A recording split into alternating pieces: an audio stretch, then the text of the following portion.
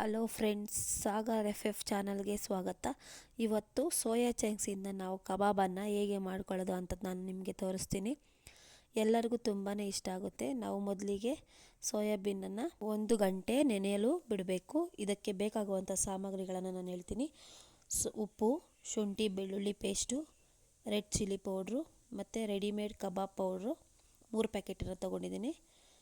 Cornflour ಮತ್ತು ಟೇಸ್ಟಿಗೆ ಸೋಂಪು, 1 ಮೊಟ್ಟೆ.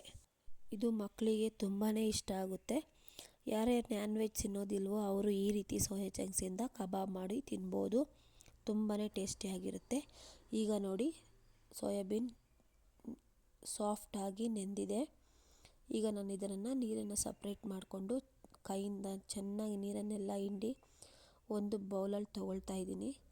ಎಲ್ಲ ಸೋಯಾಬೀನನ್ನು ಇದೇ ರೀತಿ ಮಾಡಿ ಸಪ್ರೇಟ್ ಮಾಡ್ಕೋಬೇಕು.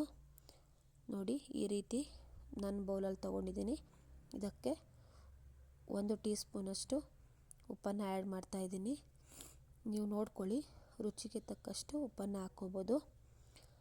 ನಂತರ ಇದಕ್ಕೆ ಶುಂಠಿ ಬೆಳ್ಳುಳ್ಳಿ ಪೇಸ್ಟು 2 ಟೇಬಲ್ ಸ್ಪೂನಷ್ಟು ಹಾಕ್ತಾಯಿದ್ದೀನಿ. ರುಚಿಗೆ ಟೇಸ್ಟಿಗೆ ಸೋಂಪನ್ನು ಆ್ಯಡ್ ಮಾಡ್ತಾಯಿದ್ದೀನಿ. ನಂತರ 3 ಟೇಬಲ್ ಸ್ಪೂನಷ್ಟು ಚಿಲ್ಲಿ ಪೌಡರನ್ನು ಹಾಕ್ತಾಯಿದ್ದೀನಿ. ನಂತರ ಕಾರ್ನ್ಫ್ಲೋರ್ 4 ಟೇಬಲ್ ಸ್ಪೂನಷ್ಟು ಕಾರ್ನ್ಫ್ಲೋರನ್ನು ಆ್ಯಡ್ ಮಾಡಿದ್ದೀನಿ. ಆಮೇಲೆ 3 ಪ್ಯಾಕೆಟ್ ಕಬಾಬ್ ಪೌಡ್ರನ್ನು ಹಾಕ್ತಾಯಿದ್ದೀನಿ. ಲಾಸ್ಟಿಗೆ 1 ಮೊಟ್ಟೆ ಇದಕ್ಕೆ ಆ್ಯಡ್ ಮಾಡಿಕೊಂಡು ನಾವು ಇದನ್ನು ಚೆನ್ನಾಗಿ ಮಿಕ್ಸ್ ಮಾಡ್ಕೋಬೇಕು. ಮಿಕ್ಸ್ ಮಾಡಿದ ನಂತರ ತುಂಬಾ ಚೆನ್ನಾಗಿರುತ್ತೆ. ಇದಕ್ಕೆ ಅರ್ಧ ನಿಂಬೆಹಣ್ಣನ್ನು ನಾವು ಇದಕ್ಕೆ ಸೇರಿಸಿ ಚೆನ್ನಾಗಿ ಮಿಕ್ಸ್ ಮಾಡಿ ಕಲಸಿ 5 ರಿಂದ 10 ನಿಮಿಷ ನೆನೆಯೋದಕ್ಕೆ ಬಿಡಬೇಕು. ಮಸಾಲೆ ಎಲ್ಲ ಹಿಡ್ಕೋಬೇಕಲ್ವ, ಅದಕ್ಕೋಸ್ಕರ 5 ರಿಂದ 10 ನಿಮಿಷ ನೆನೆಯೋದಕ್ಕೆ ಬಿಡಿ. ನಂತರ ಸ್ಟವ್ ಮೇಲೆ ಬಾಣಲಿ ಇಟ್ಟು ಎಣ್ಣೆಯನ್ನು ಕಾಯಲು ಬಿಡಬೇಕು. ನೋಡಿ, ಎಣ್ಣೆ ಕಾದಿದೆ. ನೋಡಿ, ಸೋಯಾಬೀನ್ ಮಸಾಲೆ ಎಲ್ಲ ನಾವು ರೆಡಿ ಮಾಡಿ ಕೊಟ್ಟಿರೋಂಥ ಸೋಯಾಬೀನನ್ನು ನಾವು ಇದರಲ್ಲಿ ಎಣ್ಣೆಯಲ್ಲಿ ಹಾಕಿ ಬೇಯಿಸ್ಕೋಬೇಕು.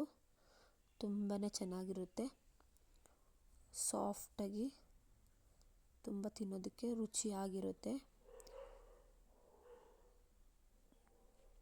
ನೋಡಿ, ಈ ರೀತಿ ನಾವು ಲೋ ಫ್ಲೇಮಲ್ಲೇ ಬೇಯಿಸ್ಕೋಬೇಕು.